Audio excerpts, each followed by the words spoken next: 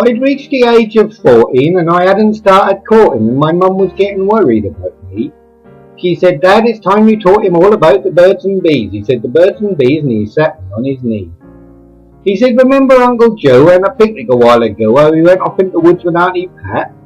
And how I chased old Riley's daughter, and what happened when I caught her?" I said, "Yeah." He said, "Well, birds and bees does that." My daddy works very hard indeed, but he got 10 kids to feed. Well, 10 and 7/9 to be precise. And we all wear hand-me-downs. And as I am the youngest and the others are all girls, I'm very nice. Dad said, "You gotta find a wife. You can't go on enjoying life, or folks will think you're strange and start to frown."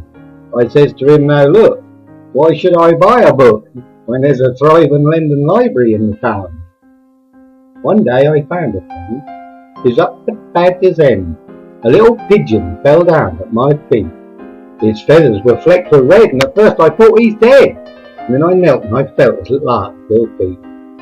Well, I cupped him in my hands and I ran on to my mam. She said, "Son, I'm as proud of you as I can be. You're thoughtful and you're kind, and you've got a gentle mind, and that'll do a treat for your old father's tea." I said, "You shall not touch my bird." And without another word, I took him to my room and I shut the door. And then I nursed him and I bathed him and I warmed him back to health. But you see, I never really had a friend before. I taught him little tricks like playing dead and picking up sticks, and the village girls, they brought birdseed every day.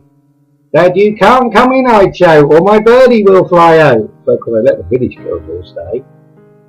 Well, there was Mabel from the stable and Mary from the dairy. We had a visit from our beauty queen. And that great big Betty Maybury, she got her own aviary.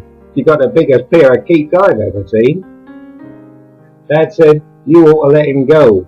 But Mum, she says, "Oh no, you just want to get some shooting practice in." But the vicar, he said, "Son, it really isn't done. And to lock up a wild thing, well, that's a sin." So one day when it was all still, I took him up to Badger's Hill. I lost the only little friend I had that day. I kissed his little head, I opened my hands and I watched him fly away. He circled round and round, then he settled on the ground and up he flew right up into the sky. And then I looked and I could see he was flying back to me. And then he swooped and then he pooped right in my eye.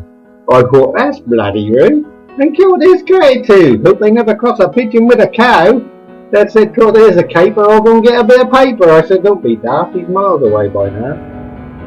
Dad said, "I know you lesson, friend, but it's really not the end, because you'll be married and have a family of your own quite soon."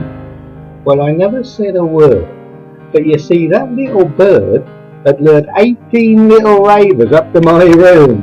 So if anyone's got a spare cockatoo or an old crow they don't want, send them along.